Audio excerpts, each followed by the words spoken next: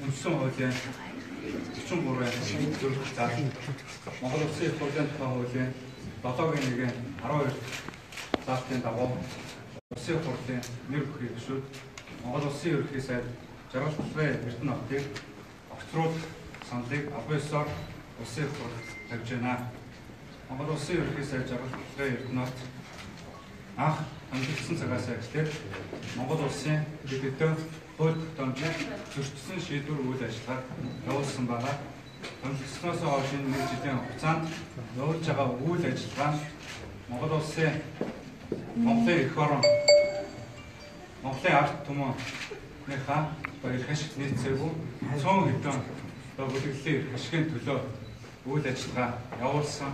Үүний зэрэгцээгээр явуулж байгаа үйл ажиллагаа гаргасан шийдвэрүүд нь эргэж баталсан хууль зөрчилдөөнтэй эрх ашиг сонирхлын зөрчилдөө ийм одоо үйл ажиллагааг явуулж байгаа.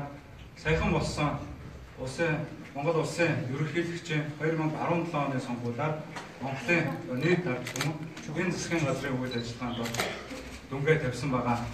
Ийм учраас Улсын их хурлын нэр бүхий гишүүд хууль заасны дагуу Монгол Улсын ерөнхий сайд Жаргал Булгын Эрдэнэ хотыг огцруулах саналыг албан ёсоор гаргаж байна. Ингээд Улсын их хурлын дарга Нягамбын их болд бол эзэн байгаа юм байна. За албан үүргээ бол хууль заасныхаа дагуу Улсын их хурлын дэд дарга одоо санч мэдээлэлд орлуулаад ингээд байгаа юм байна. Тийм учраас бид энэ одоо Монгол Улсын ерөнхий сайдыг огцруулах саналаа албан ёсоор Улсын их хурлын дэд дарга санч мэдээлэлд гардуулах болно. За Монгол Улсын ерөнхий сайд Жаргал Булгын Эрдэнэ хотыг огцруулахыг Улсын их хурлын нэр бүхий гишүүд одоо дэмжиж байгаа.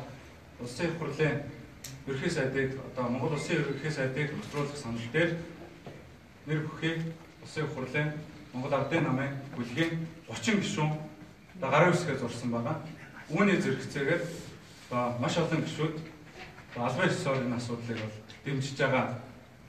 Эх орныхоо язгуур эрх ашигын төлөө, ард түмнийхээ амьдралын төлөө, шударга ёсны төлөө, Монголын төрд, Монголын нийгэмд шударга үннийг тогтоохын төлөө тангараа өргөсөн нам харгалзахгүйгээр энэ асуудлыг одоо дэмжихгүй Улсын их хурлын гишүүн байхгүй одоо бүрээ итгэлтэй байгаа. За үндсэн хуулийн дагуу энэ асуудлыг хэрвээ албан ёсоор Улсын их хурлд тавих юм бол 15 хоногийн дотор хэлэлцэн шийдвэрлэх юм хуулийн зохицуулалттай байгаа. За Монгол Улсын их хурлын чуулганы дэгийн тухай хуулиараа 38-нд Монгол Улсын ерөнхий сайдыг огцруулах саналыг албан ёсоор тавих юм бол төрийн байгуулалтын байнгын хороо 7 хоногийн дотор болтож санал дүгнэлтээ гаргадаг. Улсын их хурлын чуулган бол 14 хоногийн дотор одоо байнгын хорооны санал дүгнэлтийг хэлэлцэж шийдвэрээ гаргадаг. Ийм одоо хуулийн зохицуулалт байгаа гэх юм болгож байна. Ингээд Улсын их хурлын дэдаарч өгөөд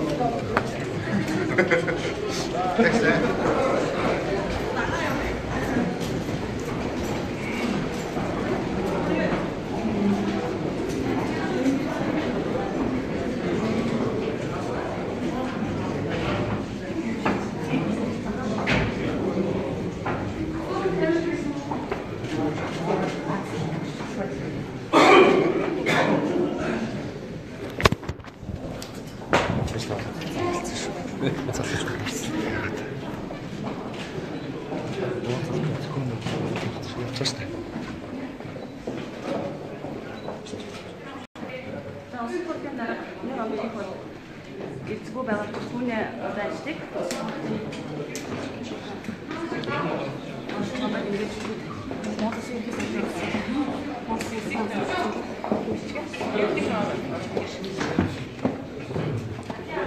Тэрийг хаахан байлаа.